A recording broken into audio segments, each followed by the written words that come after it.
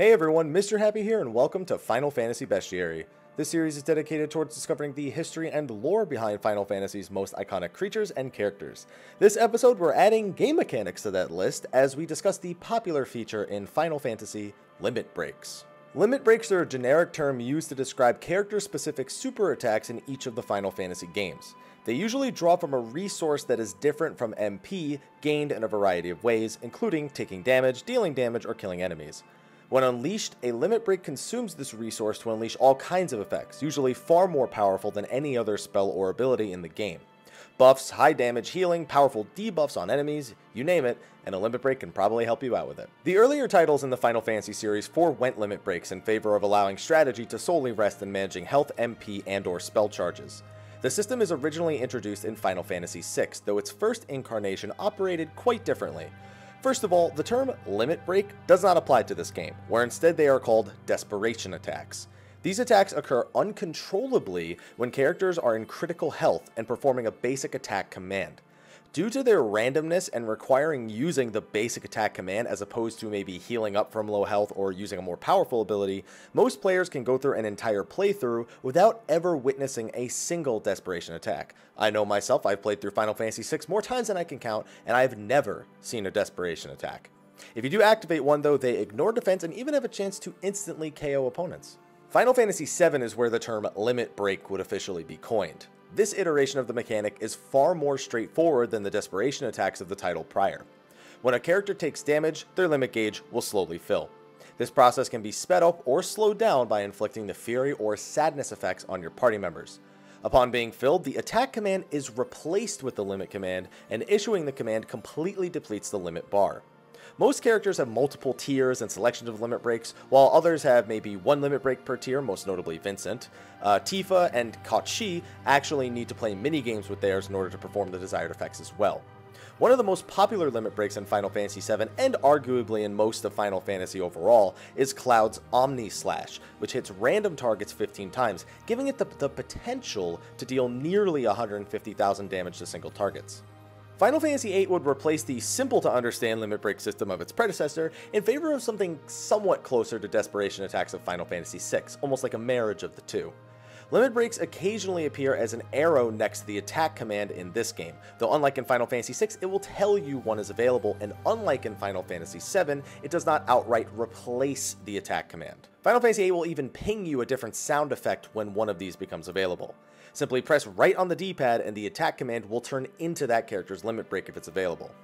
Now, instead of having a limit bar, all playable characters in Final Fantasy VIII have a hidden stat called a crisis level, which increases under multiple conditions. It'll increase as their health gets lower, status effects are applied, or allies are KO'd. Simply put, the higher your crisis level, the more likely you are to trigger a limit break. This chance can also be further increased by using the Aura spell. Performing a limit break doesn't decrease your crisis level at all, unless of course it heals you, raises allies, or removes status effects. So with the right setup, you can actually just spam limit breaks back to back every turn.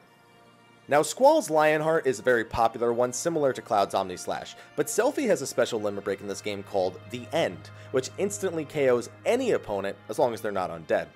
However, even under the most optimal conditions, it has an incredibly low chance of being triggered.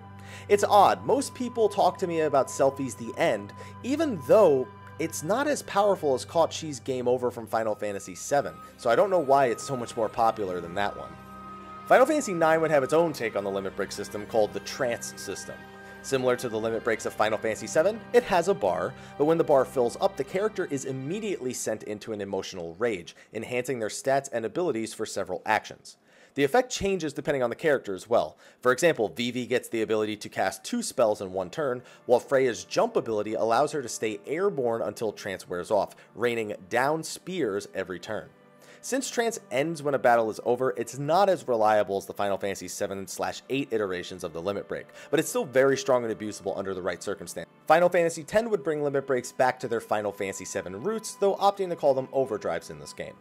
A bar fills up, you unleash a limit break, and the bar depletes. The limit break command doesn't replace attack, so players can choose to save up limit breaks for boss fights or special encounters more easily. The player also unlocks multiple methods in which to charge the bar, including landing a killing blow on an enemy, taking damage for an ally, or healing.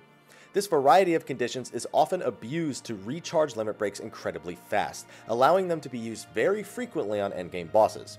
They almost all have some sort of minigame to perform as well to unleash their full effects, minus Riku, Yuna, and the Aeons themselves, which are the summons of this game, which also have their own overdrives. The limit break system would become a bit more obscure for a while after this. In Final Fantasy XI, quests which break your character's level cap are called limit breaks by the community, though even the English-speaking community sometimes refers to them as Genkai quests. Weapon skills operate somewhat similarly to limit breaks, though with much less devastation and far more frequency. Since TP, the resource used for weapon skills, could be obtained, manipulated, and used for other things, it rarely feels like a limit break. Some may say that their 2-hour abilities are somewhat similar to limit breaks, and they actually do replicate a lot of effects from the other games, but once again, it's a very different feeling compared to what a limit break feels like in the other games. They're not even 2-hour abilities anymore, so Final Fantasy XII would use the quickening system, which, while they do function as this game's super attack button inputs and all, utilize MP instead of a unique gauge, so again, stands out a little bit from a lot of the previous limit breaks. The biggest advantage to these is that for every quickening a character learns, up to a maximum of 3, their MP increases dramatically. Now, chaining quickenings together allows players to inflict damage above the damage cap, at least in the original release, helping to take down bosses well before the player is designed to take them on. Espers also have a super cinematic attack similar to quickenings that could be considered their equivalent of a limit break. Oh, and finally, there's actually an ability in the game called Limit Break, though only 2 enemies in the game can actually use it, and it makes their next abilities instant. Now, Final Fantasy XIII has no resources in the game outside of the ATB gauge, so the Limit Break equivalent of this game is basically a single attack that uses the entire ATB gauge. These attacks are generally pretty powerful, with Vanille's death being one of the most abused limit breaks in the game. Eidelons, this game summons, also have a Gestalt mode that allows them to unleash a ton of super powerful attacks, including an almighty finisher. Now, the limit break name and function would finally return in Final Fantasy XIV, where it is accessed when playing in party-focused content. As players fight in battles or fall to critical health, the limit break gauge fills up. Once full, one player in the party can use the entire bar to unleash a potent ability. The limit break gauge is initially unlocked upon joining a light party of 4 to 7 players. When fighting most monsters, it is only 1 bar, but on the final boss of a dungeon, it is raised to 2 bars. With a full party, or a party of 8, the limit break is extended to 3 bars and unlocks additional effects when facing off against bosses. Now, the effect of a limit break depends on the type of job that is using it. Melee DPS perform a powerful single target attack. Mages unleash a large circular AoE attack. Ranged physical DPS unleash a slightly weaker line AoE attack. Tanks place a large damage reduction buff on all allies in range, and healers do a large AoE heal. When at 3 bars, the effects of these are all greatly enhanced, with healers even resurrecting all dead allies in range with full health and MP. Be careful though, using a limit break prevents your character from moving for some time, so deadly AoEs can easily lay waste to the user if the ability is poorly timed. Additionally, in PvP content, each individual player is given their own limit break gauge called Adrenaline. It is basically a personal 1-bar limit break, though their effects are essential in the various PvP modes. Finally, we come to Final Fantasy XV, where a couple of different attacks could be considered limit breaks. The most obvious one is Noctis' Armature. When his Armature gauge fills up, he surrounds himself with the weapons of the old kings of Lucis, increasing his attacks, teleporting frequently, and even automatically guarding for him. It's very difficult for Noctis to be KO'd in this state, as most attacks will just take him down to 1 HP if they would have otherwise been fatal, basically allowing him to attack mindlessly while under its effect. His warp strikes are also changed to a much more intense combo attack, and he can perform an Armature link attack with his teammates in order to deal devastating damage. The other thing that could be considered a limit break in Final Fantasy XV are party attacks. These also have their own resource, which can be stacked up to 3 bars. Each ally has their own attack you can initiate for a variety of effects, like regrouping and healing, or sucking all enemies towards the player to AoE them down easier, or even shredding their defenses. These abilities are used very frequently, much more so than the Armature, so they definitely don't feel as limit break worthy, but their effects are easily abused to get out of bad situations or straight up annihilate even the most deadly of bosses.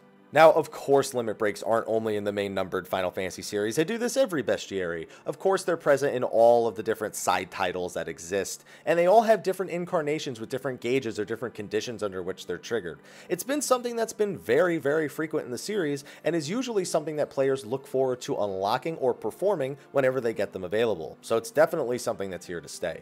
I look forward to seeing how the limit break continues to evolve as we move into future games. And on that note, that's going to be a wrap for this episode of Final Fantasy Bestiary. Thank you to the Patreon supporters for helping bring the series back. And be sure to like, favorite, subscribe, and share, guys. I'll be doing these as often as I possibly can, especially we got a lot of time before Stormblood comes out. Anyway, I'll see you guys in the next one. And until then, take care.